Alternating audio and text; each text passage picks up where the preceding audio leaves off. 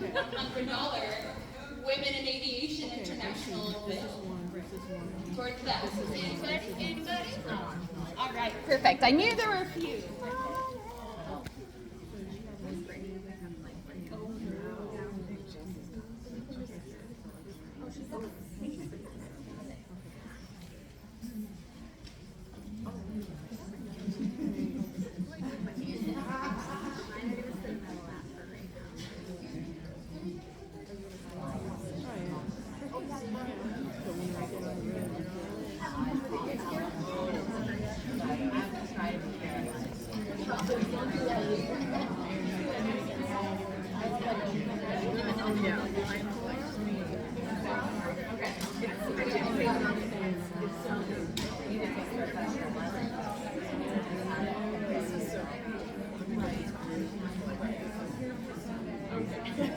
You've done it on a timer before. Good. Okay.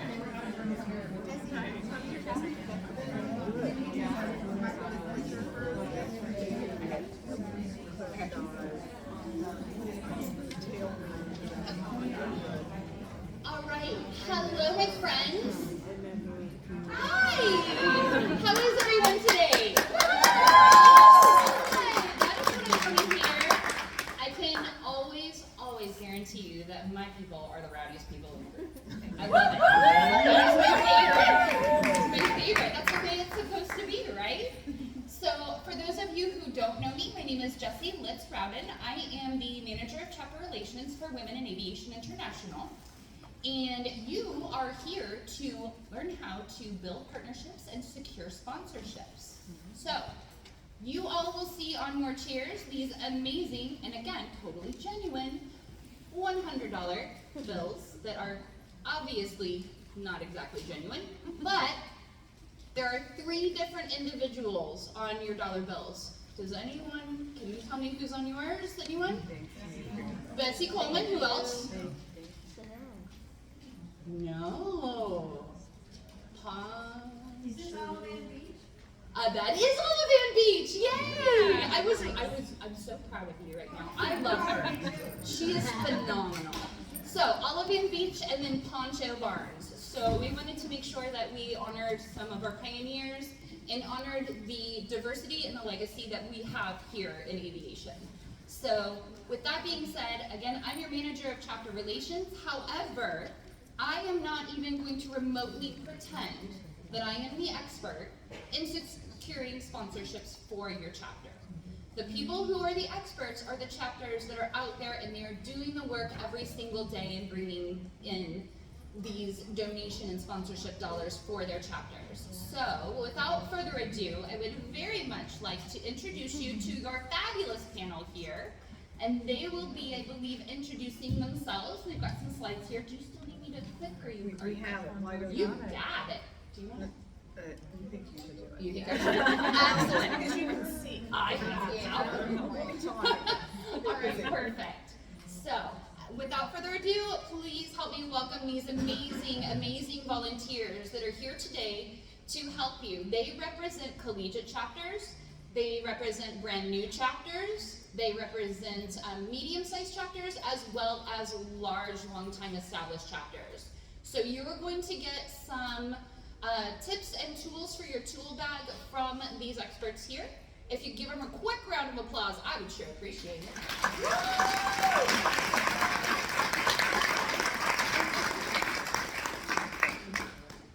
Okay, hi everyone. My name is Shelton Park. I'm at the middle of my final semester of my master's program in aviation, specializing in aviation operations, management, and sustainability.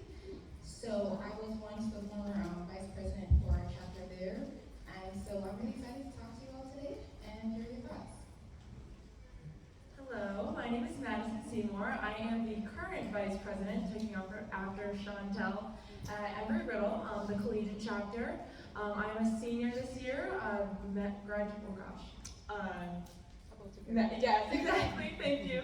In aeronautical science. So I'm a pilot. I'm from Michigan, started flying in 2019, and on the route to go to the corporate flight department.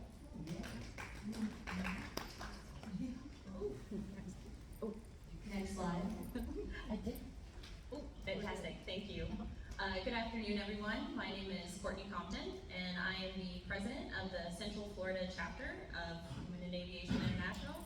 I say that so often it just kind of comes out. So thank you all so much for having us here. We're really excited. And when I'm not the president of the chapter, I work in the space industry as a project manager. And I'm really excited to share a little bit of information about how we do sponsorships for the Central Florida chapter.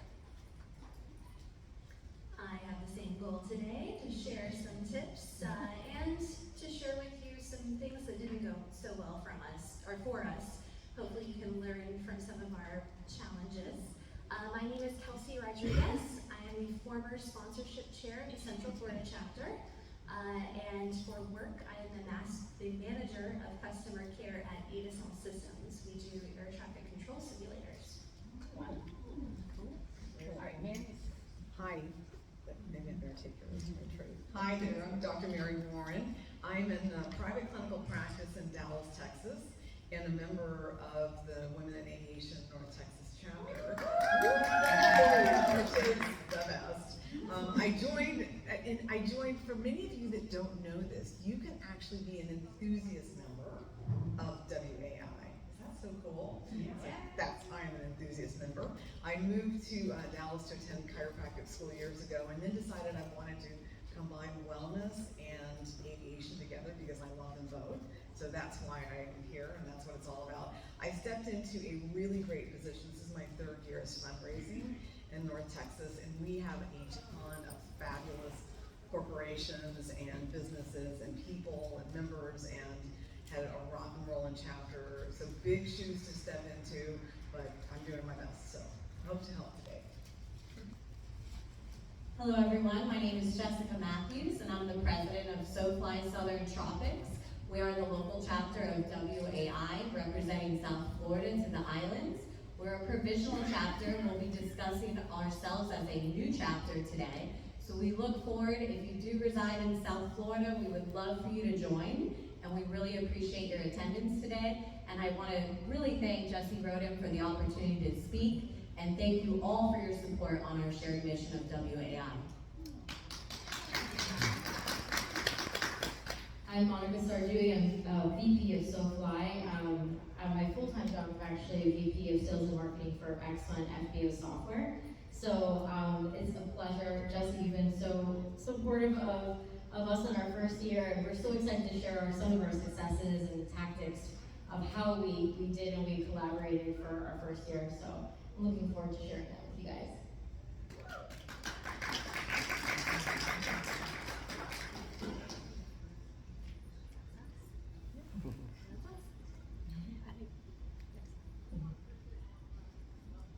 So I'm going to introduce our instructions really quickly. We do have a really fun activity. I'm going to ask everyone to scan this QR code and enter the code. And then we'll just explain the instructions when it comes on to do with the genuine dollar bill that you've been given, $200 bill that you've been given.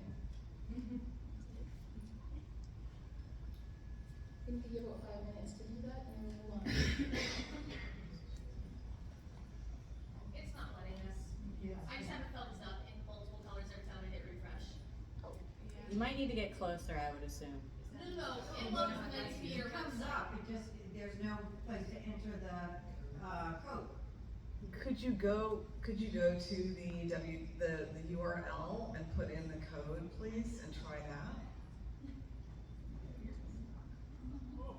If that does not work, we will go to plan If B. you go to the website, it works. Yes. I know you can put the code in here. And thank you, Great South Florida.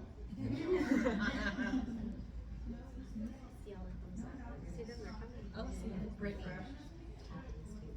I'm sorry? Captain's table. You're in? It's the same thing I got from before, so maybe that's where it starts, as it moves through there?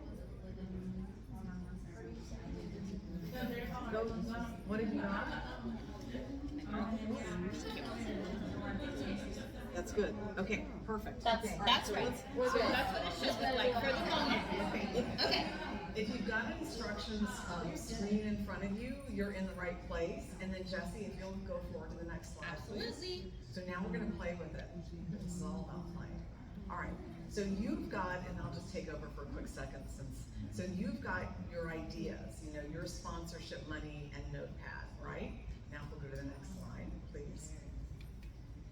What are your chapter goals? Is everyone seeing that slide?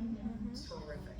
So if you go ahead and put in your chapter goals, I mean, like all of us want more fundraising, but that way we get to see what you collectively as a group would like to see more of.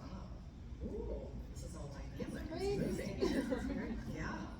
Have some of you ever worked with Mentimeter before in the past? It's a very cool platform. Yeah. Wonderful. Okay. Well, it looks like fundraising has eked out the first place winner here with second place for sponsor. Well, I don't know. We got a horse race going between sponsors and activities.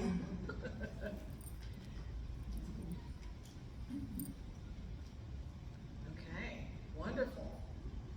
Well, good. So we know that there's a lot of interest for fundraising, and we will make sure that we appropriately address that as well as we go along here today. So take it away, please, Jessie. So when it comes on to collegiate chapters, we have like a very specific structure that needs to kind of abide by, which is different from what the other 3 chapters are going to be discussing. So when it comes on to our chapter, the biggest type of sponsorship that we have in terms of events is the secondhand market, as well as our SGA funding. I'm going to have Miley talk more about the SGA funding. Yeah, so like Chantal said, she actually created the secondhand market last year. It was all her idea, completely out of the bat from scratch. And as you can see in 2022, we raised just over $1,000, which was absolutely incredible. It was our biggest fundraiser, and essentially what it was selling clothes on campus. Think of a thrift store just on campus. We collected donations from students and then sold them to students. We'll get a little bit more into the details later. But then, as the VP following Chantal, I took this idea and ran with it as well. We did a pre-sale for students moving in, and we also did a 2-day event. So as you can see, our sales skyrocketed. We made over $6,000. And that's just a little picture to the left. But yeah, so then our secondary type of sponsorship is our SGA funding, which is our Student Government Association. Being a collegiate chapter, a majority of our sponsorship is coming directly from our university, which we are very fortunate to have. But there are some challenges and opportunities that come along with that we'll get into a little bit later.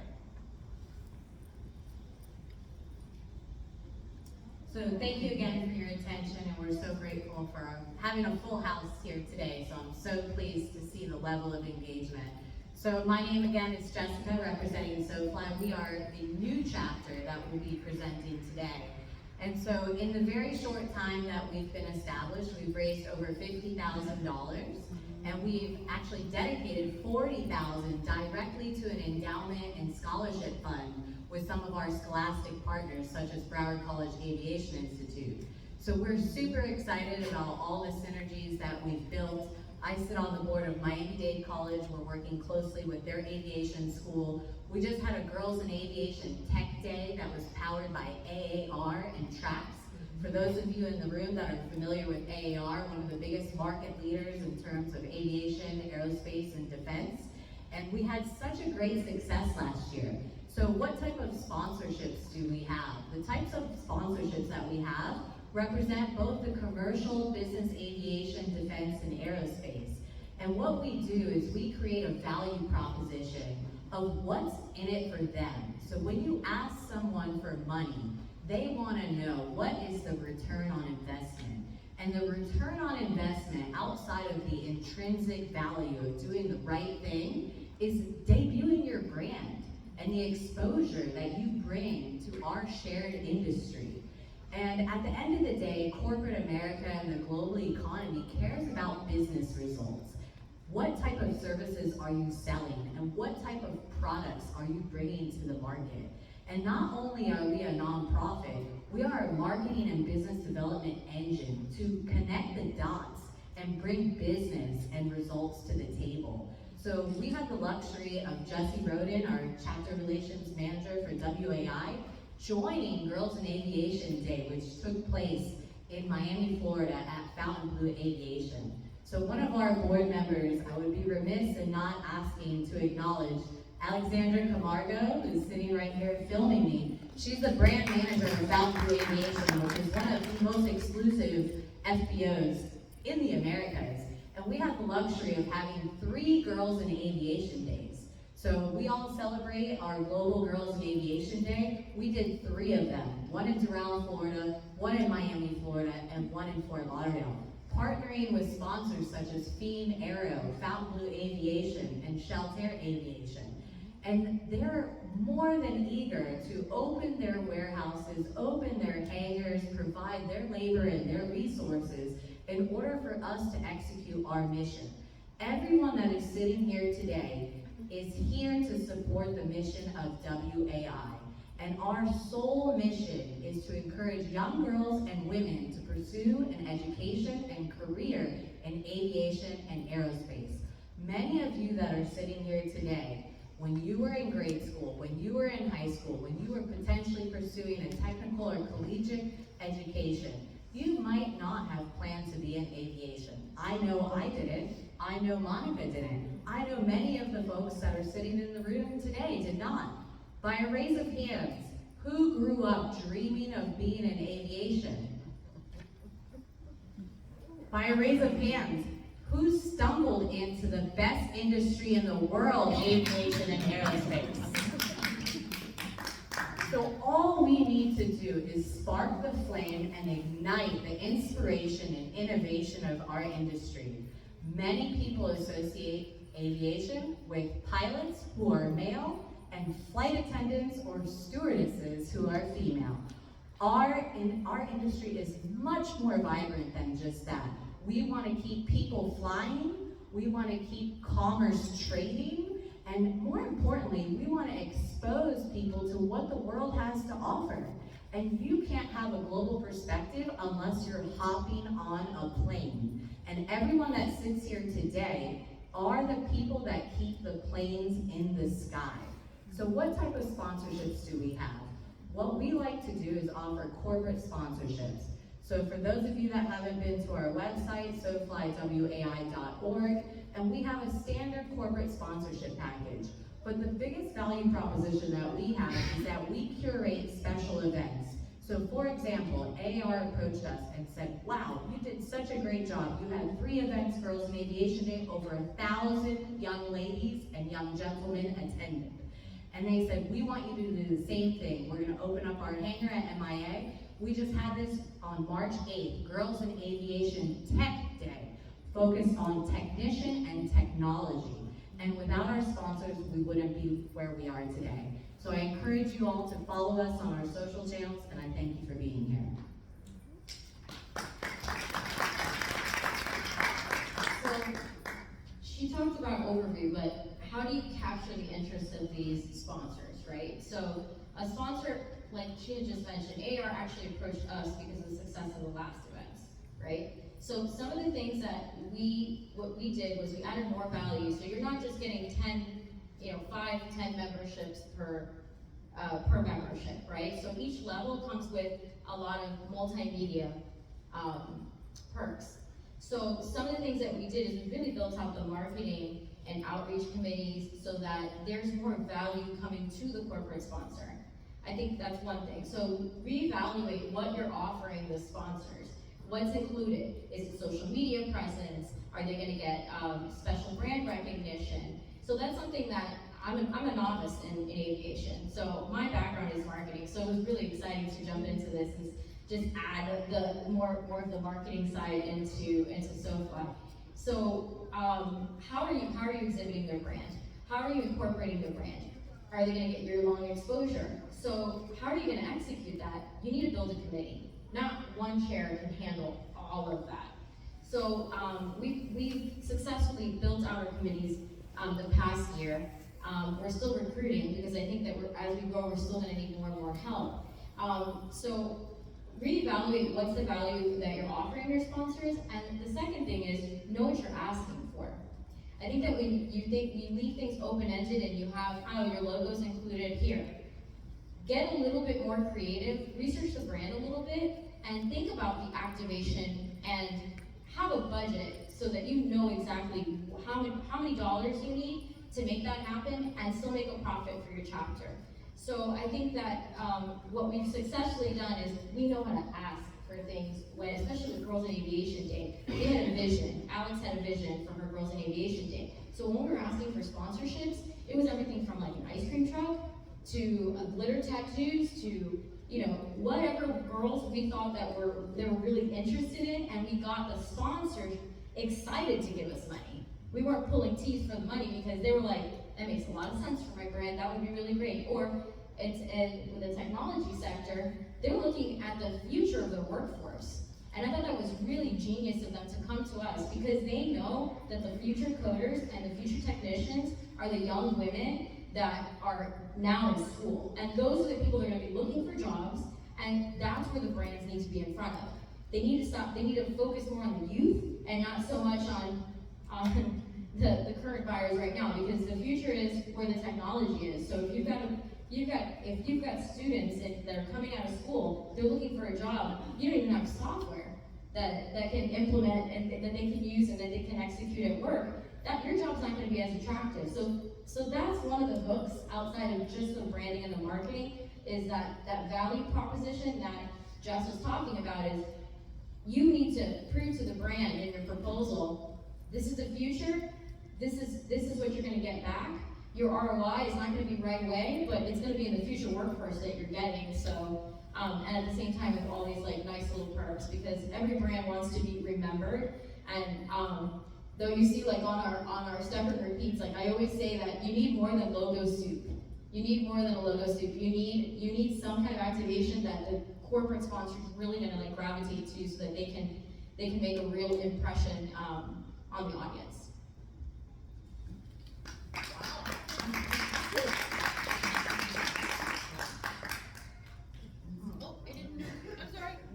So we just wanted to share with you a few of our results here. So as you see here, this was our Girls in Aviation Day, which took place on the official global day, September 21st, if I'm not mistaken, or 23rd last year.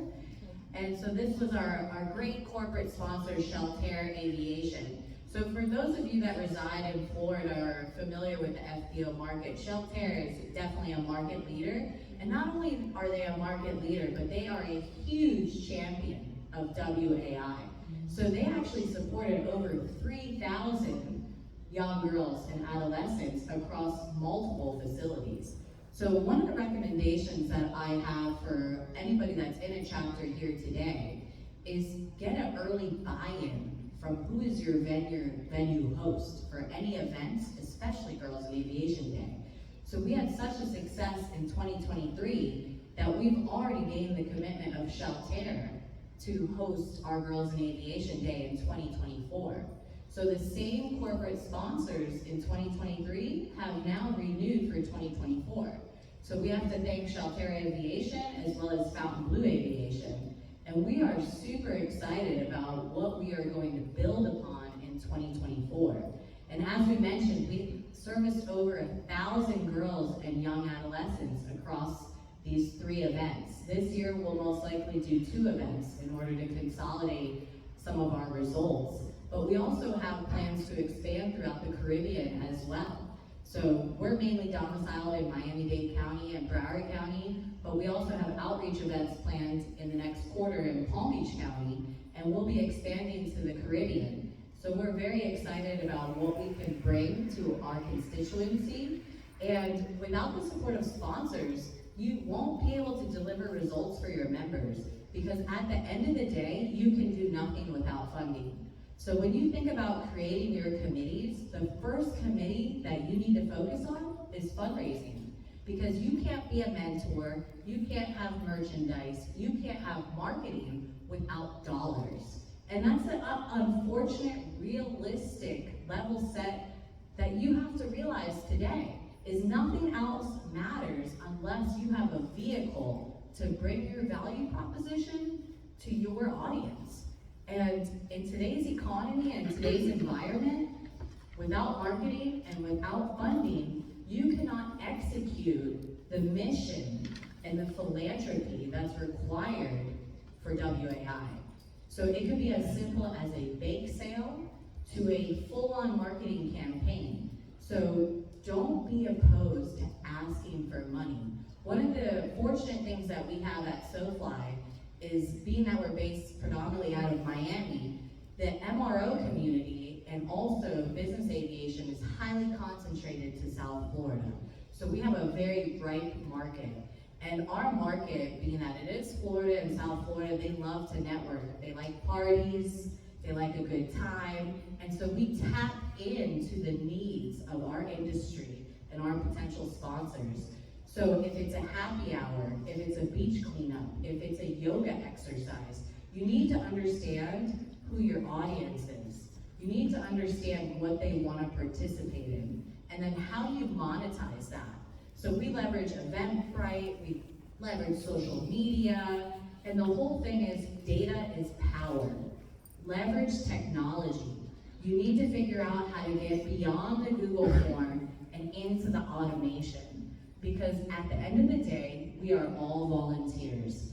Many of us that sit on our leadership board are C-suite, director level individuals. We're already working 50, 60, 80 hours a week. We do this out of the goodness of our heart. So how do you leverage your time effectively? And that is through technology. And really, our results have been because of our marketing committee. So I briefly want to recognize Alexandra Camargo and also Jamie Anton as well, who lead our marketing division. If I could ask for a round of applause. And if you're not following us, we're at SoFly WAI, and we try to follow all of the chapters, so please follow us and we'll follow back. But if you can make yourself look bigger than you are today, you will get bigger results. Everyone sponsors us and gives us finances because they think that we are a seasoned, well-established chapter. We are only 12 to 15 months young. You have to create a perception. You have to create the value proposition. You need to act as if you are United Way, as if you are the Salvation Army. Don't view yourself as a local chapter. View yourself as a global enterprise. The same strategy that your corporate marketing deploys at your employer is the same strategy as a baseline that you need to do at your chapter. Run your chapter as if it is a business, and you will reap the results and also the reward of your volunteerism. This is our most recent Girls in Aviation Tech Day. You can see we're at Miami International Airport. We had sponsors such as Southwest, United, Spirit, all of the technical universities, including Embry-Riddle and beyond. You need to understand who are the airlines, who are the schools, who are the technology companies. You need to make sure that the value proposition is talent pool. As you know, there is a gap and a deficit in pilots and aviation overall. So the ROI, what's in it for them? You give them a tabletop, you put their recruiters there, they are now farming their talent pool for years to come. So that's the first value that you can offer off the cuff. But more importantly is protecting their brand and elevating their brand. Who doesn't want to help the youth? Who doesn't want to help women? Who doesn't want to help disenfranchised individuals that may have never had a chance to enter the best industry in the world? So for those of you that aren't fundraising today, follow us. We're here to help. We will give you the blueprint. We will give you the templates. We will give you the best practices, and we'll talk more about that today. Thank you. Okay, well, feeding off of a lot of what Jessica and Monica said, for us as a large chapter, we also are very fortunate in the North Texas chapter because we have major commercial airlines that are there, so we're quite fortunate, and they want to be involved. We also have defense contractors, and they are coming on board, and that's a little bit slower, I must say, but I'm persistent. And then we have a lot of FBOs because we've got 2 or 3 good regional airports in the area. So these are the people that you really want to look at and take advantage of their willingness and their interest in sponsoring. One of the things that we really emphasize in our chapter is Girls in Aviation Day.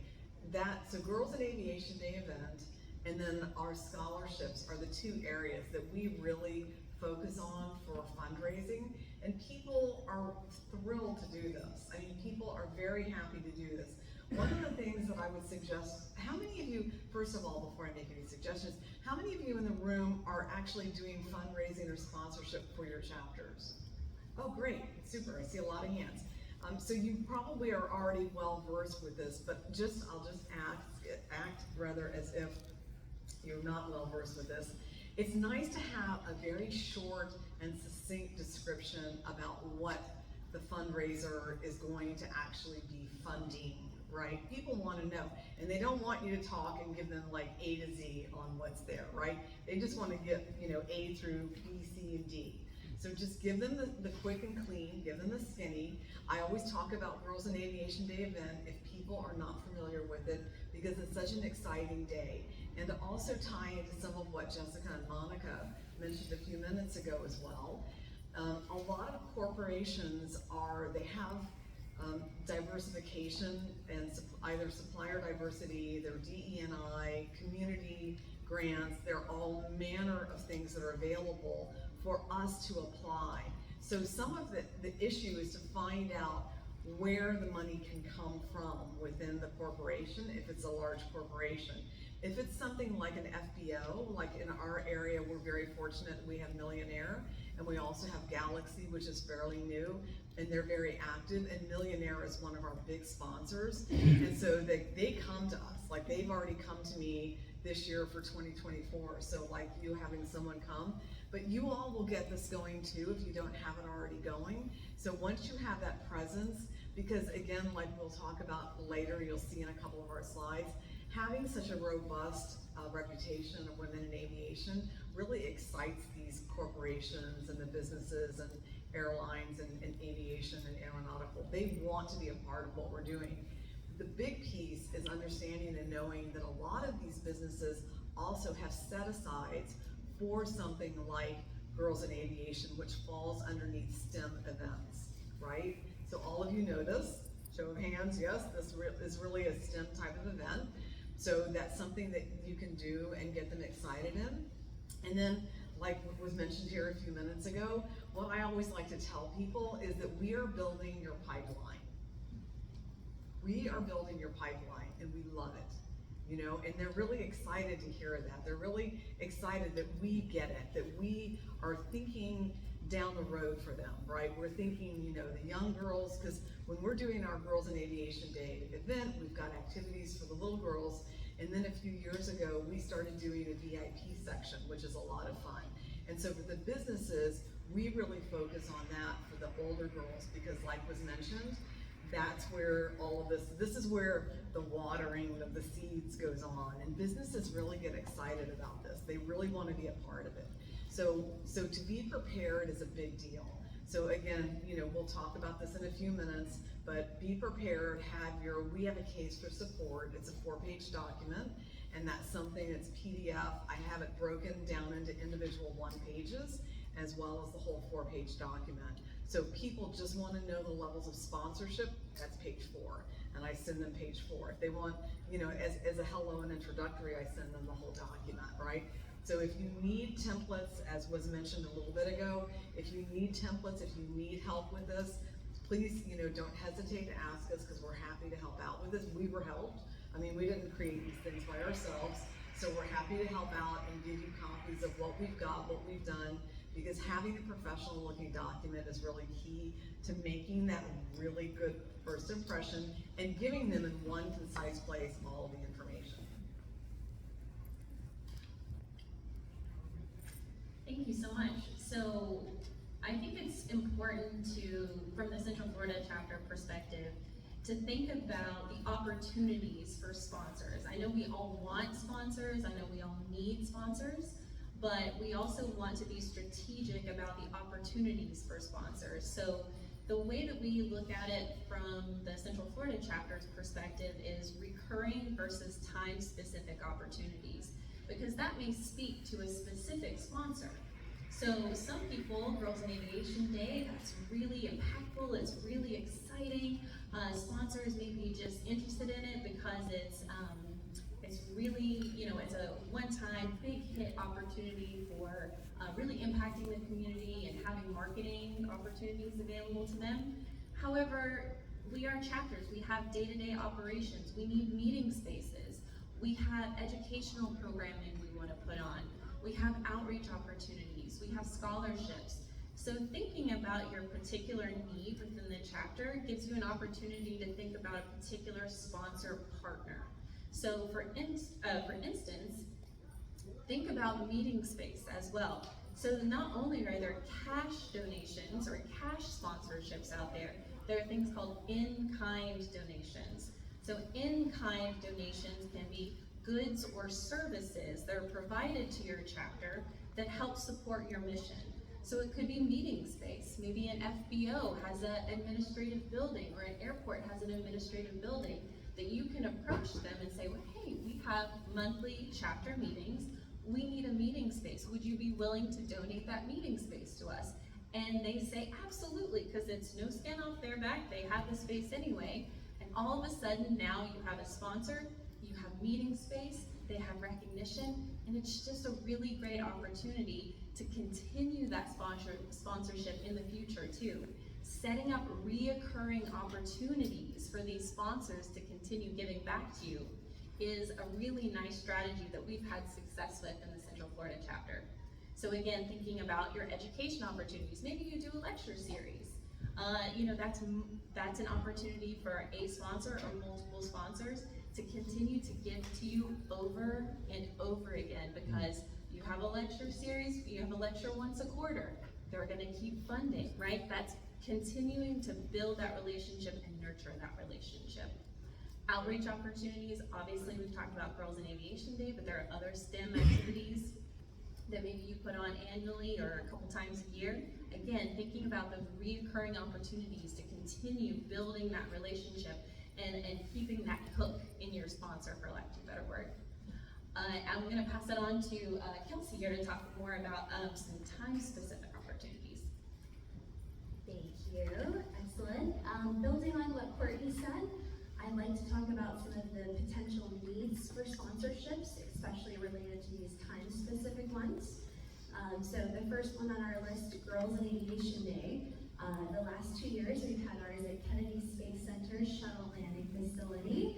So a very specific space with specific needs. In previous years, we had given everyone those plastic water bottles that just fill up the recycle bin. It's a shame to look at the piles of recycle. So this year we decided we were going to use reusable water bottles and get water. Well, we needed water. We needed water dispensers, a way to get the girls cold water, make sure they're hydrated, they're out on the hangar all day. We had a vendor that couldn't provide cash at the time, but they had water dispensers, and they could drive them over and set them up for us. It was a wonderful sponsorship and fulfilled our very specific need for Girls in Aviation Day. Another challenge for us there was transportation. We needed to get the girls from the parking lot, their parents dropped them off in, over to the shuttle landing facility. Not everyone can drive, we have to go through security and background checks if you are driving on. So transportation was huge for us. That was our biggest value sponsorship, was the buses to get the girls to the event. Jesse, if you don't mind, go to the next slide for me. We want to show you some of the pictures of our events. I don't see it on here. In the bottom middle, that's one of the pictures of our Girls in Aviation Day. I think you can see some of the pink shirts. So one of the things that I want to give you as a tip is, for time-specific events, set yourself deadlines. With our Girls in Aviation Day shirts, we put our sponsorship logos on the back, and I think our marketing chair had to redesign it about 30 times because we kept getting more sponsors, which is a good problem to have, but it was like the night before the t-shirt design was due. So set very clear deadlines. Yes, We will welcome your sponsorship after this date, but you will not be on the shirt, you will not be on the event signage. We have to order it beforehand. Don't kill yourself, like we did a few times. Don't kill yourself to try to include that. A couple of other events in the bottom right there, that's our Honor the Wasp event. This is something that we do every year on Memorial Day. I'm sure who's been to an Honor the Wasp? It's like one of my top 2 favorite events every year, including Girls in Aviation Day. It's an opportunity for sponsorship there as well. And if you look in the bottom left, that was our holiday party. So we want to get together and celebrate our successes of the year. It's more fun to do that over food and drinks, and potentially you may need a venue. So think about these in-kind donations that you can ask for. In this case, you'll see the banner up above us. We thanked our sponsor with a custom banner. We're very excited to have them. Awesome. Okay, so we're going to talk specifically about how we use our sponsorship events to raise the money that we've done, because of course, as a collegiate chapter, it's a specific, like I said, structure that you have to follow, where we don't necessarily have a corporate sponsor that we can then request the money from. So I actually have a background in corporate sponsorship and marketing myself, and so when I was the vice president at the time, I wanted to really think about how could I use my skills to kind of like leverage what we already had going on. And so I was like, we have students walking around at the campus every day, let's make them the sponsor. So basically, the secondhand market was a way to, personally for a passion of mine, is to reduce emissions, right? So we talk about fast fashion all the time. We talk about how we have an issue right now with too much carbon emissions in the industry, and what our industry has a role to play in that specifically in that issue. And so by asking a sponsor to donate an item, or then to purchase an item, and then telling them why, which is to raise funds to send our members to come to this conference, you then, I guess it's only our time specific, but also in-kind donation to say, okay, this is what we need right now, here's why we're doing it, and here's how you can help us get there. So essentially, I like to call, there's that phrase that I was telling Maddie, I was like, philanthropy is like new clickbait.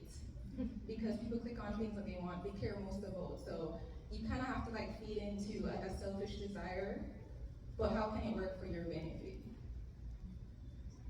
Exactly, I couldn't have said it better myself. Chantel, that was her little baby, and then I took the idea and ran with it, so it was an incredible opportunity. But I'm going to talk about a little bit about the quality over quantity, and like we said, the collegiate chapter focuses more on specific fundraising rather than corporate sponsorships, right? Individual sponsorship like you talked about.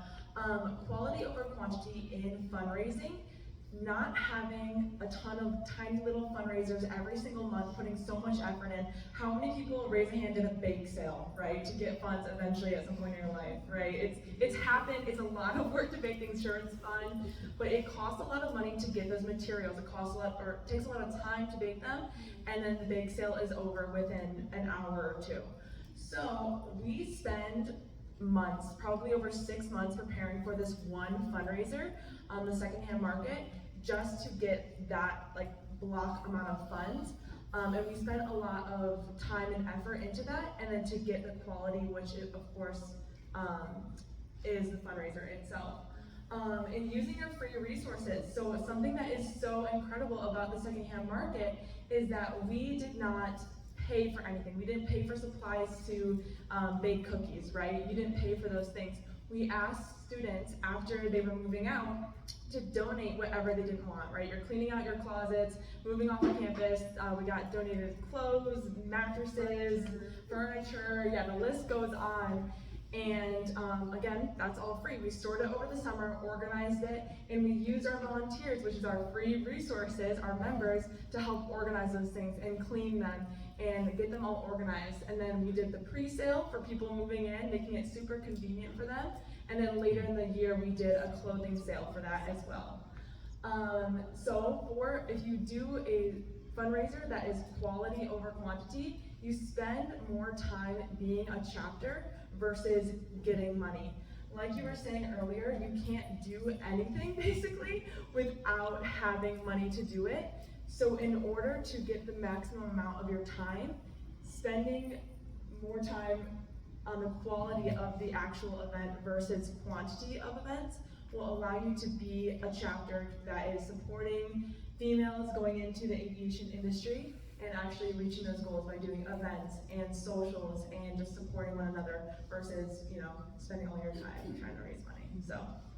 And then another thing that I wanted to touch on is, as a collegiate chapter, again, we have the opportunity to get funds from our SGA, which is our Student Government Association, like I said earlier. But with that, there are so many different things that you have to include when you are thinking of that. The first one is fundraising. Surprise, surprise, they actually are saying, hey, are you trying to get money yourself, right? We're not just gonna give you all this money because you said you want it. They look at how much fundraising we're doing and how involved we are.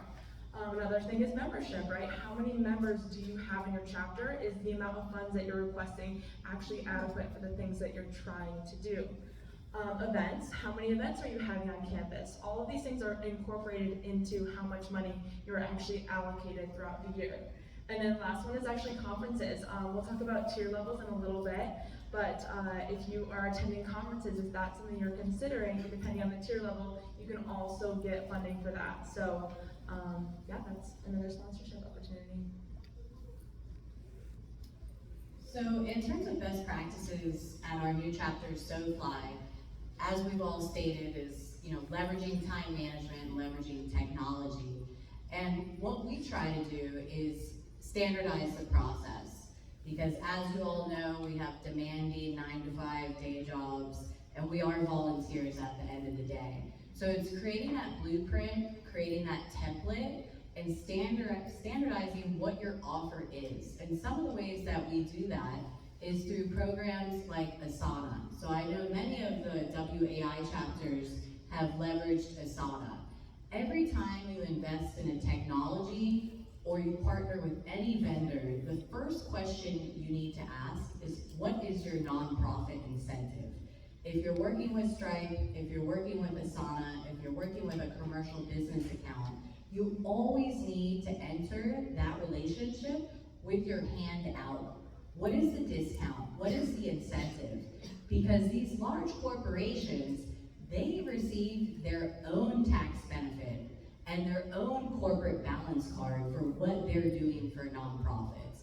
So never invest in any vendor relationship without first asking what type of discount or incentive you can get. And it's very difficult to run a chapter or run a business on an Outlook email box or a Google form. So what we try to do is minimize email communications by leveraging programs such as Asana. So in the example of Girls in Aviation Tech Day, which took place on March 8th, we actually brought our sponsors into the project management tool. So they had over 30 volunteers that joined our initiative, and we had both AAR, Trax, and SoFly actively participating in how we manage the project. And not only do we run our chapter like a business, we set forth quotas. So if you're a member of SoFly, we tell you the expectation is to recruit X amount of members, X amount of sponsors, and X amount of funds. So we run our chapter like we run a business. Fortunately, many of our members come from sales, marketing, and business development. So I feel that is a huge advantage for us. Now, for those of you that are operators, by raise of hand, who works in the operation at their various company? We only have salespeople here, no operators? So what's important to operators is supplier management. Your operation is only as strong as your supply chain. So when we partnered with AAR, initially they only wanted to have an exclusive curated event for AAR. And we were able to give them a compelling business case of why we should open the discussion to other sponsors that can bring funding and opportunities to the table. So their main goal in Girls in Aviation Tech Day was to really farm and recruit their potential talent that they will hire into their operation. So we said to them, we're not going to bring in competitors or conflicts of interest, but who are your customers and who are your suppliers? Who's supplying your fuel? Who's supplying your parts? Who are you selling your maintenance services to? So they allowed us to open up the dialogue to American Airlines, Delta, United, Spirit, and many regional providers as well. So when we talk about leveraging technology and standardizing the process, is when you look here on the middle of the screen, we always create a sponsorship deck, which is really a live document. So we leverage Canva, for example. I'm sure many of you are familiar with Canva. And what we like to do is we push out that document and we actually kind of count down the document. So if we have 6 sponsorship opportunities for X amount of dollars, as we gain sponsors, we say 5 left, 4 left, 3 left. So you have to create a sense of urgency, because when they realize that Delta has signed up, you better believe that United wants to sign up too. And what we're doing is giving them tabletop, giving them branding, giving them access to the future aviators of our industry.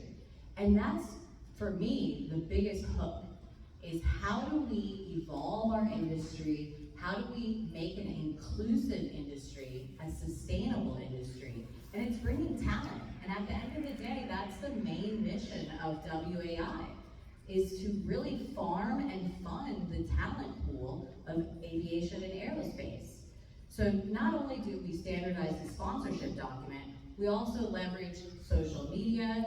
You can see on the left-hand side of the screen is Linktree. So we try to make it easy for our membership and our sponsorship to have one data source. Come to our website. Our website, in theory, functions as our ERP. We want our website to be the nucleus for everything you need to know about SoFly Southern Tropics Women in Aviation International. So we plug into Eventbrite. All of our events, private or public, will be on Eventbrite. For example, we might not even be hosting the event, but if we have interest in attending an event, for example, Captain Barrington, he was speaking at the Frost Museum. He was the first African-American pilot to actually travel the world, and he was in the Guinness Book of World Records. He was a guest speaker at the Frost Museum. That was not our event, but we're plugging the event. We're saying that we're gonna be there. We're representing WAI. So plug that into your Eventbrite page. Plug that into your curriculum. You need to make your chapter look bigger than it is. Every event that you have interest of attending or being affiliated with, you need to latch on to that event, because all of us are in a startup or a build mode, and you need to leverage established entities that are already in the market. And no one's going to discourage you for affiliating with their event, because you're bringing seats, you're bringing participants, you're bringing potential donors. So some of the best practices that we deploy is Linktree, Eventbrite, and more importantly, social media. Many of our constituencies and sponsors think that we are a 1,000+ organization. Many of our sponsors think that we have been established for 10, 15, 20 years. They are shocked and pleasantly pleased to learn that we are only 1+ year old. So you have to operate your chapter as if you are a well-oiled machine. And we're going through growing pains, and we have a lot of trials and tribulations. One of the biggest challenges we have is securing leaders, committees, and volunteers. So it's very important for you to have a compelling message. How do you have a compelling message? Just like the sponsors, what's in it for me? So we try to run the organization as if we are a marketing company. So what we want to do is we want to showcase our members and showcase our sponsors as if we are a digital ad agency.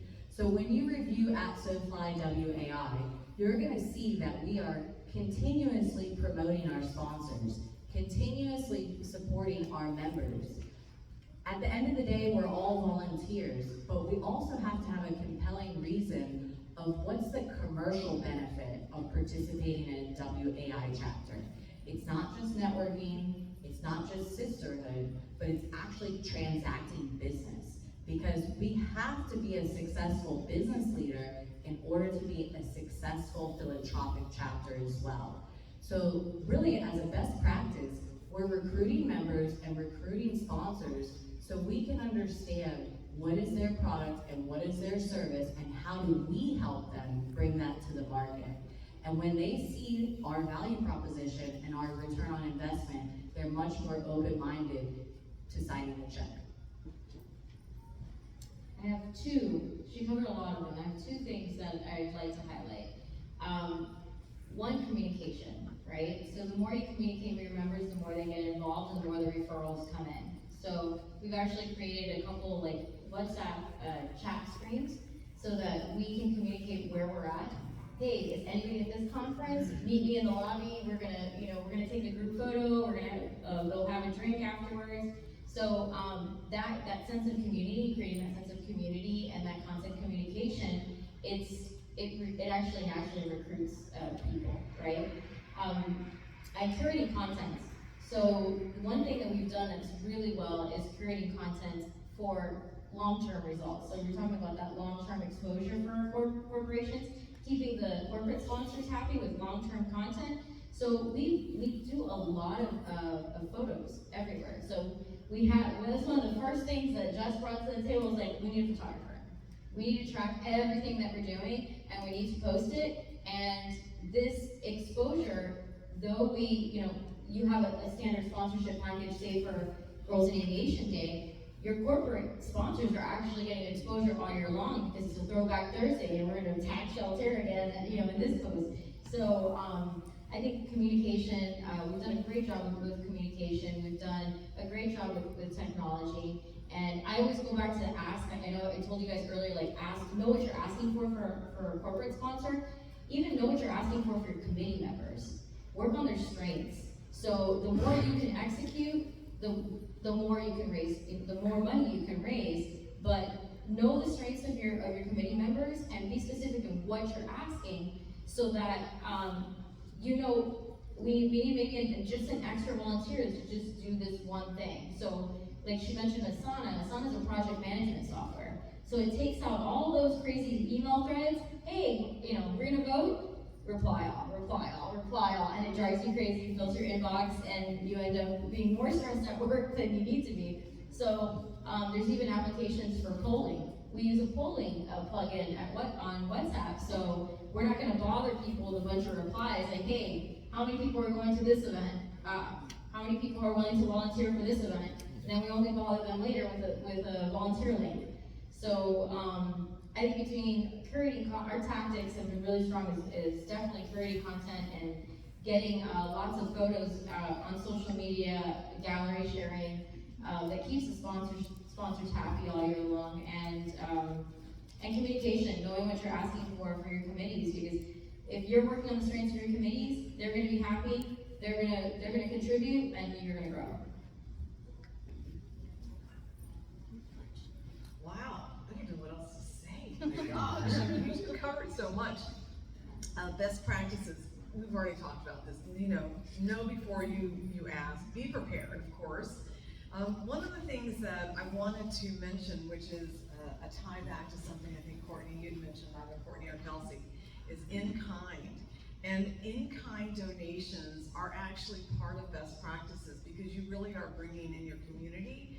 For example, we have Love Field that will do an in-kind donation, and they advertise for us for our Girls in Aviation Day event for about 6 weeks before the event.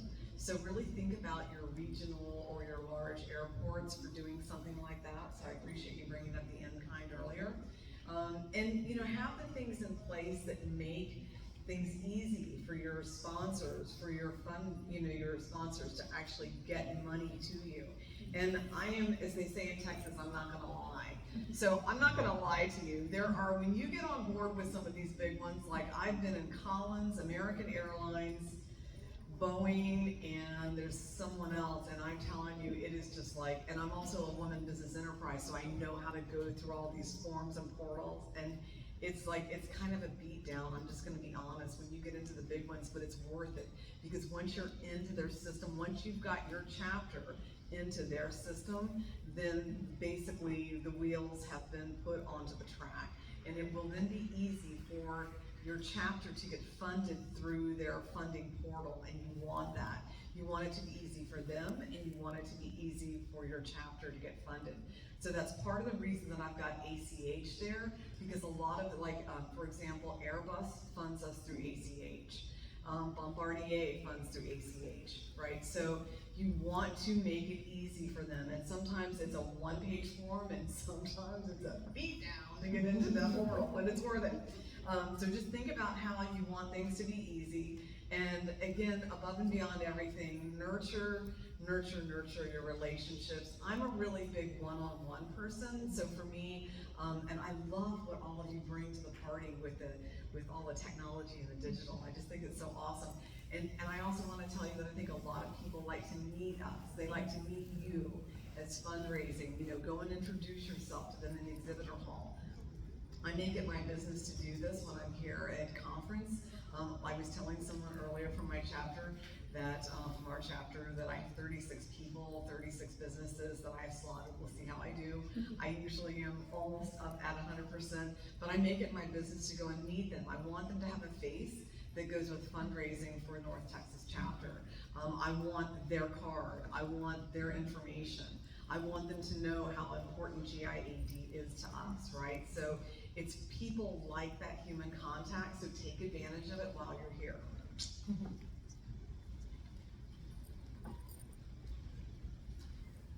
So I think it's really important when we're talking about, oh, go find a sponsorship, right? Well, how do you find those sponsorships? You know, it's not just you go knock on Boeing's door, right?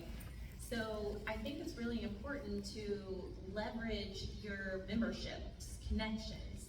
You know, start in-house, right? Tell your members that you're looking for sponsorships and use their immediate connections, their immediate networks, provide them resources to be able to take a sponsorship packet to their business. You know, provide them with the sponsorship packet that has the links to your great online marketing portals or marketing materials. So make it really easy to reach out to your network and make it easy for them to reach out to their network. Because really, you know, you reach out to one person, then it turns to 2, then it turns to 4, 8, and so forth and so on. So instead of thinking, oh gosh, okay, how do we find that one connection in Airbus, right? How do we do that? Maybe think smaller, start in home. You know, it's great to have big dreams, it's great to have those big goals, but you know, maybe if you're still establishing your program or you're still cutting your teeth, you're like really strengthening your program, start in-house and just reach out to your membership, because you'd be really surprised who you have in your membership and what their connections are in this industry. We are a big industry, but we are also a very small industry. So you'd be very surprised who you have connections with already within your chapter. So definitely take advantage of that. I would also say that you want to establish very clear expectations about your sponsorship levels. So it's important to, you know, it's important to think about who your potential sponsors could be and what their capacity to give is, right? So if you're in a very rural community, if you go to, you know, a local business and you say, I want $5,000, they're gonna laugh in your face, right? So, but if you look at your community, if you look at their capacity, and you meet them where they can meet you, then you've created a really nice synergy there, right? So you really want to be clear about your expectations on your sponsorship levels. You want to have a clear understanding of the benefits associated with that. So if it's a $250 sponsorship, you get a logo on our website, you get a travel mug, and you get a handwritten thank you card, right? So maybe something as simple as that. But if it's up into the thousands and thousands of dollars, you want to be very clear about what comes with that sponsorship level, what benefits are associated with that. Because then, once they see those levels, they say, oh no, I don't want the $250 level, I want the $1,000 level, because it comes with these added benefits, right? So it's it almost creates a bit of a competition among your sponsorship levels and your sponsors, right? So you want to be very clear about those benefits and the sponsorship levels, and meeting your sponsors where you think you can meet them, right? And where they can meet you. And so, I'm going to pass it off to Kelsey to talk about our stewardship. Excellent. So yes, as Dr. Berry said, we have to nurture those relationships, and we do that by showing gratitude. Courtney mentioned the handwritten thank you cards. We give those to all of our sponsors. Bonus points if you deliver them in person, right? We always try to do that. Social media, it's totally free to post their logo or post a picture with them or at their facility, thanking them, and do that regularly, yes. Jesse, if you don't mind, could you go to the next slide? I think we have some pictures. Ooh, oh yeah, in the bottom right here, that's our shirt that's been redesigned 30 times. And on the left there, you can actually see our levels. But I want to point out in the bottom middle, there is a picture of our group. This is actually from our holiday party. And you can see that we've written thank you to the organization, and we've all signed it. That picture, the picture frame was off Amazon for like $6. I printed the picture for like $1. We all signed it at a chapter meeting, and we went there for a drink, and I hand delivered it to them. So for $7, they are very proud to be one of our sponsors, and now they can show that off in their place of business. They hang it on the wall, and they say, hey, look, this is something that we do, and we're proud of that. Also, Courtney mentioned our travel mugs. They have our chapter logo on them, so someone, it's functional, they can use it, and they can show, look, I'm a sponsor in Central Florida chapter. I'm proud to do that. Just a couple of other notes that are totally free. At every meeting, we take a couple of minutes to thank our sponsors, to recognize any new sponsors since our last meeting. If we have a particular sponsor sponsoring that event or hosting us, we make sure to recognize them. And we give them an opportunity to share their literature with our chapter members and to speak at our chapter meetings. And it's very interesting for us. We get to learn more about the industry from having them speak. So it's mutually beneficial. A lot of our sponsorships can be mutually beneficial.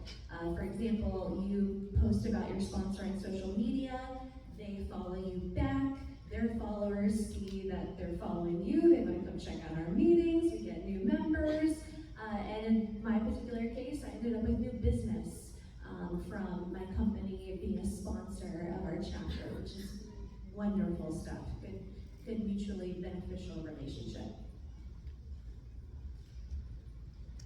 Okay, so we're on the last slide, guys, so thank you for sticking here with us. So when it comes down to collegiate chapters, we do have some challenges, right? So again, like we talked about, we don't have a corporate organization that we can go and say, hey, can we have X amount of dollars for this time specific event, or for in-kind or things of that sort. So when it comes down to the individual sponsors, you don't necessarily know how much they're going to be able to donate or to purchase, right?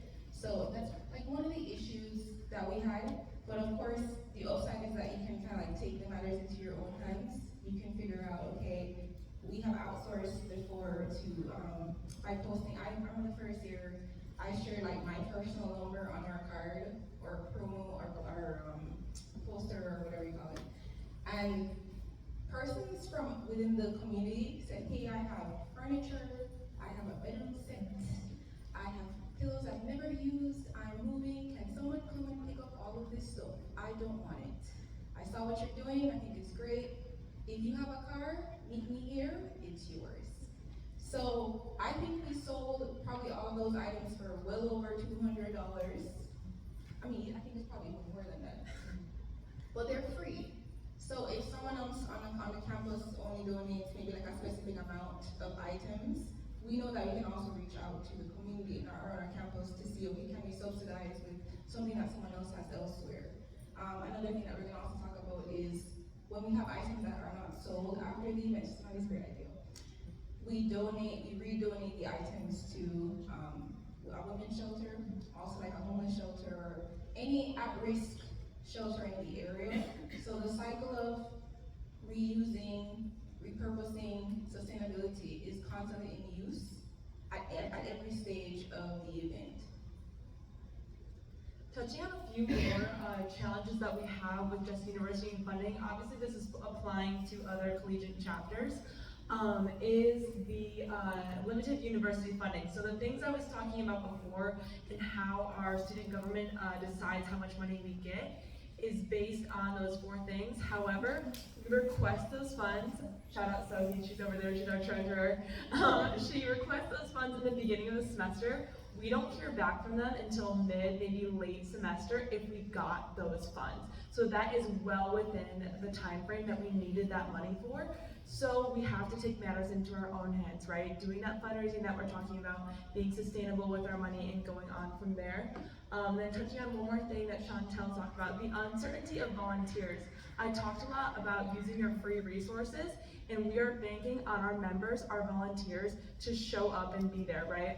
We're also banking on these individual sponsors, not pre-coordinated things, right? You guys call up sponsors and you say, hey, we want to do this event, can you sponsor us? And then you go on with that money to do that event. We have spent months planning and coordinating the secondhand market and other fundraising events, hoping that the individual sponsor will come up to us and support us that day. So those are a few challenges, but we'll talk about opportunities in a little bit on how we navigate those.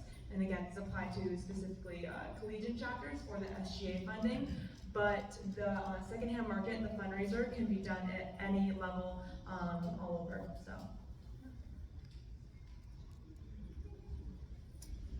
So in terms of challenges, at the end of the day, it's always resource availability, and that can be human resources, physical resources, financial resources.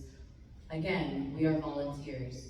So what we try to focus on is never leading with a problem, but leading with a solution.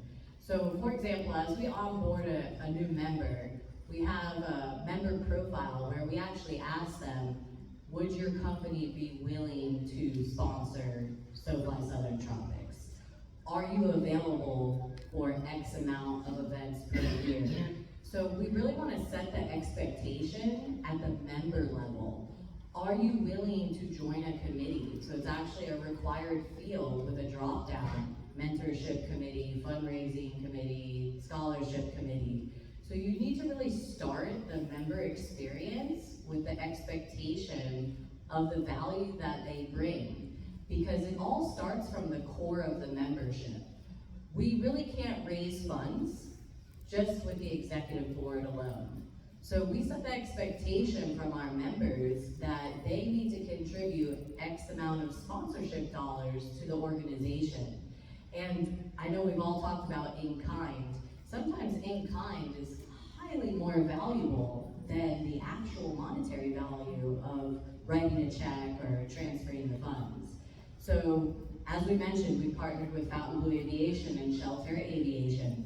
These are private hangars. This is high real estate dollars. If we were to rent that space, we would be paying $40,000, $50,000, $60,000. So you really need to understand what is the value chain. And if you're not comfortable asking for money, you need to be comfortable asking for access and resources. Because like many of our colleagues that are sitting on the stage here today, it's no skin off their back. It's no money out of their pocket. So the challenges are always resources, are always financial. And that's why we're sitting here today, is how do you build partnerships? How do you promote sponsorships? And I encourage all of you, as you assemble your committees, you need to challenge your members to always think about what can they bring to the table. And that's one of the greatest challenges that we have at SoFly, is not only do we run the nonprofit chapter as a business, we also acknowledge that it's going through cycles.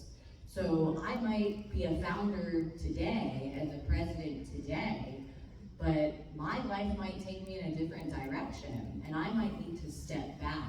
So you need to always acknowledge that this is a cycle. So when I recruit members or recruit board members or committee members, I tell them I will take an hour of your time, I will take 500 hours of your time. because every hour that you give me is an hour I didn't have.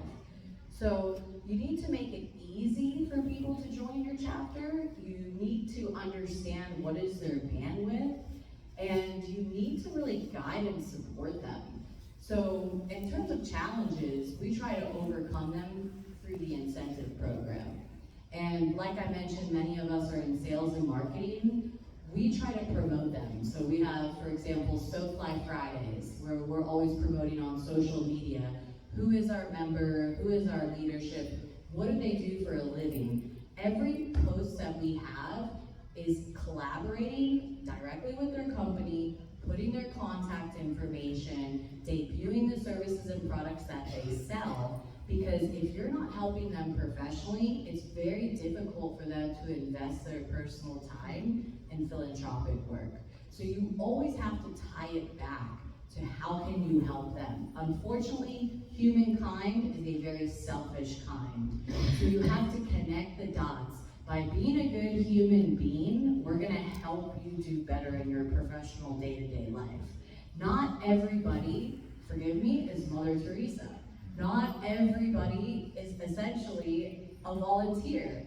So you have to play into the human element and understand, how can I help this person to really help them be a better person and help us be a better chapter. So when we have our meetups outside of events and promotions, for example, we did a Friendsgiving. So rather than do an end of year celebration, because we were so hyper-focused on Girls in Aviation Day, we decided to do a Friendsgiving. So we roll out the barbecue grill. I grill the steak myself. What can you do out of the goodness of your heart to help your members and inspire them to recruit sponsors and bring financial benefits to the organization? Because your blood, your sweat, your equity goes a lot further than what you actually invest financially. So how do we overcome challenges? We look at ourselves and say, as leaders, as founders, as board members, what can we personally do? So Monica mentioned our WhatsApp community. So that was a feature that WhatsApp rolled out about a year ago, that you can actually create a community, and once you join the community, you automatically have the opportunity to participate in various groups. And so we have a Miami market community, we have a Fort Lauderdale market community, and one of the groups that I'm most proud about is our male advocacy committee. So I'm going to ask Jason Collick if you could please stand and raise your hand. Round of applause for Jason Collick. So, as you know, WAI from a global perspective, I believe 23% plus of our WAI members are actually males. So what's very important is we never want to exclude a very important demographic from our mission. So we have a goal at all of our events is that we have 25% of our attendees are actually males. And when you think about breaking the glass ceiling, it's very difficult to break the glass ceiling without having your male advocates and allies. And so every opportunity that we have to meet with females, we want to understand who are the males in their organization and in their personal life and in their family that they can help. And they might not even be in aviation. They might work for a large company like Microsoft, for example. Those are potential sponsors that you can bring to the table. So one of our goals in 2024 is not to only focus on sponsorship in aviation and aerospace, but how do we tap into the Oracles and the Apples and the Microsofts of the world? Because I can assure you they have very deep pockets and they have an interest in our industry.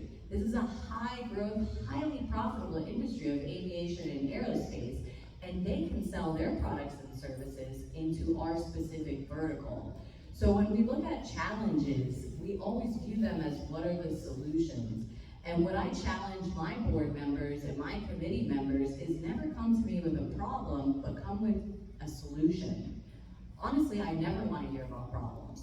If you're calling me, I want to hear, I decided to do A, B, and C because I was met with this problem. So, in my opinion, we really don't have challenges, we only have opportunities to exceed and overcome those challenges. Not enough hours in a day. That's it. I'm done. I'll take on opportunities. Okay, yeah, same thing, not enough Not hours enough a hours in a day, day. not enough bandwidth to do everything Exactly. possible or needed. And I do think a lot of our sponsors are also spread thin, so I think the thing for us to do is also be, you know, mindful and in our hearts about where these folks are as well, because they're busy and we need to make it, as was mentioned earlier, as easy as possible for them. I do want to just point out something that we have found to be a huge challenge for us, and it's in our Girls in Aviation Day event. It's a never, we will never do this again. And what reminded me was I saw a nice banner, and I think one of your pictures from Central Florida in someone's home. We will never do banners again in the aviation hangar and where we hold our event, because it's huge and they involve forklifts. So if any of you are doing events where you say, yes, we're gonna give you as our sponsors at X amount of dollars, and all of our sponsors at $1,000 and above get an exhibitor table. So it's a lot of fun, because many of our sponsors become exhibitors as well on the day of the event for Girls in Aviation. And we want that. We want them there. We want them to meet families and meet girls, sow the seeds, water the seeds. It's really powerful. And so part of what we've done in the past has been like, you know, employ banners. Banners are wickedly difficult to put up if you are in a hangar or a big space. So I don't know what experience any of you have with those. Some of you are smiling, some of you are yawning, but banners are like challenge number one. We're never doing that again. So that's all I got. Digital signage. Okay, digital signage. Digital There signage we is are. so much easier, because if you get a last minute sponsor, you can pop in the logo. Yeah. That's it, you don't have to worry about the front. That's a very good takeaway. I was one of the people hanging off the side of the stairs to hang that banner. Very good takeaway. A couple of challenges in our medium chapter. We were talking about best practices. Use your members to find sponsors. But when you do that, be sure to find the right person in the organization to communicate with going forward. Don't just pass your communication through your chapter member. You're not being a good steward when you do that.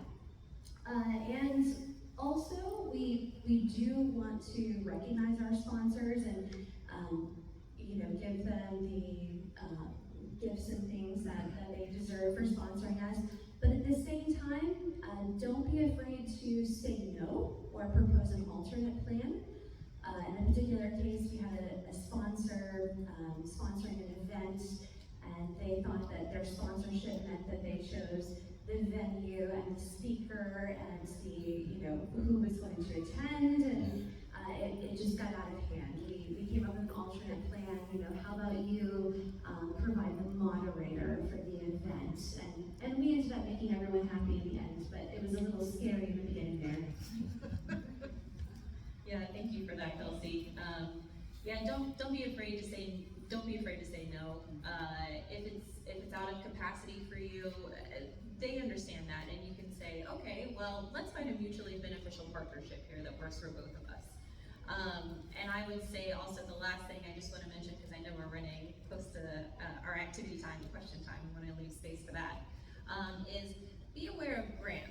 So those of us from fundraising world, sponsorships and fundraising, grants are included in that, but grants do tend to come with certain restrictions associated with them that sponsorships do not have. So they tend to have an application process. They tend to have funding that if you do receive the funding, they're based on metrics, so you have to report back to them certain metrics that they're interested in. You may have to reach certain milestones. It tends to be a lengthy distribution time between application and notification and award, and then actually receiving the funds. So you just want to be aware of these things if you're thinking about applying for grants. And then finally, associated with grants, if you look at the IRS Sponsorships, some can come with benefits, grants, granting organizations, especially foundations, you don't provide them the same benefits in the same way. Because they have certain restrictions where they can't receive any kind of benefits to granting from their organization to maintain their status. So just something to be aware of. In our experience working, we did apply for a grant and was awarded a grant, and we're gonna think twice about it in the future, just to make sure that it's still a good fit for us moving forward. So, I'll take the first couple and then I'll pass it over to Maddie. So, we talked about this a little bit before. All of us have been speaking directly to these issues before. When it comes down to the opportunities, you're thinking about, for us, for the secondhand market, it's called conscious second. So, you want people to think first about the impact that it has, and then also what that means. So, they get a product, which is I get a really cool shirt, or I've seen people have like the time of their life finding something and they're like, this is only $1? Yeah, it's never been more. We've also been able to help people who are looking for like, this is a tire on campus, and maybe they have, financial constraints, they can't afford it. They come to the secondhand market every year and they get like 2 or 3 pieces that really genuinely help students feel more confident stepping into a business space like the WAI International Conference, right? The second thing is that you're talking about they get to support something. So everybody here talks about people are selfish. You have like a little bit of selfish tendencies from time to time. Self-care. So you want to align yourself with a way that you can deliver what people care about, but how can it also benefit what you have going on, right? And the last part is about sustainability. By revolving circle of thinking about, okay, if I reduce fast fashion, if students don't have to leave the campus to find their items, if they can just easily donate their items and get rid of it here on campus, the campus now becomes an easy way to be sustainable, to be transparent about how they can get rid of their items, but also to know that they're providing a huge impact or a huge contribution to what we do every year to send our members here. All right, I think because we are a little bit short on time, we're going to not do the opportunities for the rest of the group, but open it up to the rest of the room for any questions, and then we have a small activity after that. But I believe there's a microphone over there if Jesse wants to pass it around, or if people want to line up over there. Yeah. That one is stuck to a wire. So, Here. Yeah. It's so easy. Catherine, what you got? I'm on the Space Coast, we're forming a chapter and we're partnering with the WAI chapters, but where is WAI National in their participation with your different groups? So we had Girls in Aviation Day, and I knew about this big new brochure that WAI had put out about all the aviation careers. First time I've seen all the aviation careers mentioned, not just pilots and AMTs. So I called up my contacts at WAI and said, I'd really like to have a bunch of those brochures for the girls. And they were able to send it to me, and then I called, 2 magazine publishers, even Avid Nation and Let's Go Aerospace. And Avid Nation sent me 2 boxes full, and Let's Go Aerospace sent me a graphic that I could print out, and just as a resource to keep the momentum going. But where is WAI in supporting your Girls in Aviation Days or your events, etc.? The resources, there's just the fact that they gave us all the gift bags, that was the huge weight off of our shoulders, that we had already bags that we could get that were already branded, and that helped us also we even stuffed them with more swag from our sponsors. So the fact that they already had templates out that we could tweak if we needed to, everything was online. It was basically this is how you do a Girls Aviation Day, and then you just add a little your own little spice to it if you want to change it up a little bit. But it was really nice. I felt that that's how WAI helped us, at least in that part. They also helped us process our sponsorships, so they provide all their nonprofit docs online for us to provide to our sponsors, and like receipt templates and things like that. They definitely guide us along the way. Thank you, Jesse. You're welcome. How'd that kit work out for you this year? I like hearing that. We worked hard on a Girls in Aviation Day event host kit. If you're planning on hosting a Girls in Aviation Day and you've not done so before, make sure you take a look at that event host kit. It's about 63 pages of really, really great, need-to-know resources, including emergency plans and first aid. And so we tried to up the game this year quite a bit and make it in one solid document versus 800,000 links that you had to go and click individually. So you're all welcome. Who's next? Any other questions? All right.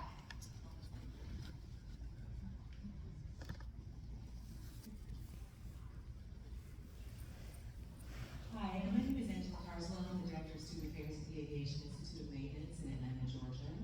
And I just wanted to bring it to your awareness that for the professional chapters, if you need a venue ever, many of our schools will allow you, our classrooms or our hangars, to host events.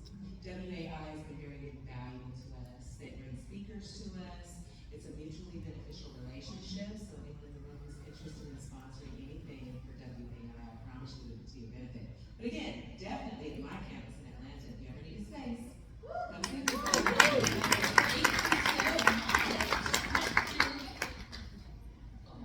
Well, they need to hear that.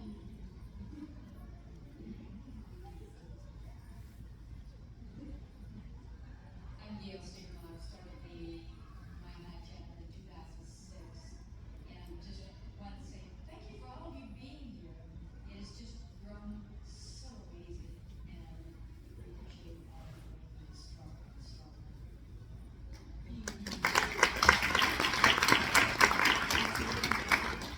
So for any of you're right here. I have to apologize. I just came from a conference, so I'm losing my voice. We understand, don't we, Monica? Thank you for this. My name is Carol. I'm the VP of the Movie for Kansas City Chapter Heart of America. So yes, thank you very much for your guys' time teaching us this. We're just starting out and getting sponsorships. So, question for you guys, in general, do you set a goal, like a monthly goal, or do you just kind of have an idea of what you want and build towards it? So that's my first question. And then the second would be, do you have a spiel? Like, would you be able to give an example? Like, if you walk in somewhere and they never met you, like you're face to face, like, what would you say to them? I'll address the question about the goals. Absolutely, it's absolutely essential to have goals, especially fundraising goals. And I think it will be specific to your chapter, whether it's a goal for a specific event, kind of going back to that paradigm of time specific versus reoccurring. So I think you would have very different fundraising goals for one event versus a lecture series, or one event versus meeting space or something like that. So I think it is absolutely necessary to have goals. You want to set the bar a little high, but at the same time be realistic as well. So you don't want to set a unachievable goal, because when you don't achieve it, you don't want to set yourself up for failure, right? You want to set yourself up for success. But you also want to have a goal that you stretch towards a little bit too, to keep you motivated. And I would say definitely keep checking in with that goal, because the competitive spirits in the room like to see those check-ins. And it's a great opportunity, I think, as Jessica was saying too, to pull in your members and say, hey, we have this fundraising goal, we need your help with that. And if you keep checking in with them, if you keep updating them, and those competitive spirits in the room too will say, hey, let's rally together, we're gonna reach that goal, we're gonna exceed that goal. But I think it's always a great idea to have a goal, for sure. To add to that, I think one of the things that I learned in my background from before, like sponsorship and marketing, is you need to build a sponsorship package as soon as you can, because I found that when it was the first year doing this, when you're asking people to help you, even our campus partners drop boxes so that we can say, hey, people can compare to, put the items here. You want to really explain to them what is going on, why are there random people coming with things. So I would suggest as soon as you can, like sit down with your team and decide what is a sponsorship going to look like. Not necessarily just always tiers, but just in general. Why should I care what you're doing? What is the benefit? Of course, usually beneficial for me and for you, but also what does that look like in terms of time, donation, in kind, like all the things that we had discussed before. And I found that having very basic templates really help you able to flesh it out and then decide the following year what is it going to look like, what do I want to change, or what do I need to be more specific about moving forward. If I could just add one very brief point. Jesse, if you don't mind hitting the next slide just for visual display. So here's some of our sponsors, for example, Delta Airlines, Boeing, George T. Baker. Many of these individuals come to us and ask for leadership positions. So when you say, what is the ask, what is the pitch, you have to be prepared to answer that question, and you have to be prepared to give that 30-second elevator speech. So some of the individuals that are on the screen here today, they've specifically asked us for leadership positions, and we say, okay, Miss So-and-so from Boeing Company, we will give you an advisory board position, but can you have that company endorse SoFly Southern Tropics as an official board member position and bring funding to the table? So don't be afraid to ask, but you can't ask if you don't have that pitch. So I won't bore you with the details today because I know we're pressed for time, but please go to SoFlyWAI.org and you'll be able to see all of our pitches. And one thing that we're bringing out is ultimate membership experience. And our goal is to bring custom and paid content to all of the WAI chapters because we want to give you the templates, the best practices, and the scripts. And we're going to create a membership experience not just for the SoFly Southern Tropics members, but all of our fellow sister members as well. Nice, nice, thank you. Hi, I will be your last person. My name is Amelia White, and I'm the president of the Daytona Beach chapter. So a lot of you guys presidents up here. I want to ask a question for the other collegiate chapters in here. I know that one of the issues that we have is we're in and out of that university in 4 years, right? So we come into an executive position and then we leave. So this could be applicable to the other chapters as well. But you're giving us all these great ideas and this great sponsorship advice. How do we maintain that continuity? How are we bringing that to the next chapter leadership so that we can continue that sponsorship and continue those relationships? I would love to address that. So one of the things that I feel like is one of my strengths as president is thinking about when each of my team steps out of that role. What are the resources that I can provide that we work on today that will be accessible by my successor? So I'm very administrative oriented. I like processes, I like tools, I like procedures. So on our Google Drive, we have our sponsorship tracking spreadsheet. So everything that our sponsorship chair is doing is accessible to anyone who goes into, who has access to that spreadsheet. So anyone who goes into the spreadsheet can say, oh, where do we stand with that ask? Where do we need to reach out to renew? What time is their sponsorship renewal? We have training, so we put together training documentations for sponsorship chair, and this is applicable to any of your positions on your board. But we have training packages, so let's say I win the lottery and I want to go off and do the next phase of my life. Someone can step into my role. There's a presidency, there's a sponsorship training package. So really think about yourself. What tools do I need to do my job well and effective and efficiently? And think about establishing yours because you're going to be passing those same tools that you're using today on to your successor. So making sure that any of the documents that you work on, any of the spreadsheets, use the continuity tool that WAI has put together for us. Definitely check that out on their website. It's a great document that condenses into one location, all of your passwords, bank account information, that could be a great place to put sponsorship contact information, right? So really customize it to you, but think about, what am I using today and how would I help my future self?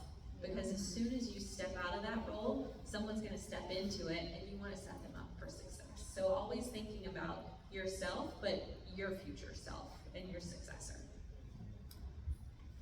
And be updated each year. And updated each year. That is a great suggestion. And make sure that you have everything. We're about 9 minutes over, and that is totally fine. The dollars that we gave you in the beginning, we talked up so much. We want you to put down who spoke the most to you, and what would you do to change and maybe adjust it just a little bit to your chapter. Maybe there's an event that was stated up here today, or an idea that was thrown out, or something you really want to take home. But is there some little tweaks that you would want to put in to facilitate for your specific area, your specific chapter? Obviously, not all of us can go to Kennedy Space Center. We're part of Central Florida. Right. Okay, fine, she's got a valid point. It's really to just get you thinking and wondering about all of the things, how you can apply this to your future, and something for you to take home with you as well and have a little bit of fun. So, I would like to know, has anyone ever attended this session before? I think there's a couple. How was this for you today? Didn't they do an amazing job? I'm so excited, and I want to say thank you so much to them, because again, they're the experts, not me. So thank you so much, ladies. I appreciate your time and your generosity for being here with me today, and for all of our lovely people. Thank you. I just say one more thing. All of us are available to be reached out to. So if you're like, oh, I love that idea, reach out to us, please. We're happy to share any of our tools, any of our templates, anything to, pick our brains, whatever. We're here. So just let us know. Thank you so much. Yep. So are you voting elements for this? Oh, yeah, the competitive ones. Oh, competitives coming out. Yeah. See the competitives here, it's out there. There's our $40,000. Oh, sorry. Where are they? Oh, yeah. Oh, yeah, yes. Okay. There we go. So you're the sponsor. I'm loud enough. So everyone log into your app, and who do you want to sponsor? Okay, collegiate chapter. Yes, thank you guys. Thank you. Go collegiate. Love it. Remember, the collegiate chapters turn into these medium and large. She's so gracious. That's the continuity, right? And then he says, and you're welcome. Oh, fantastic. Awesome.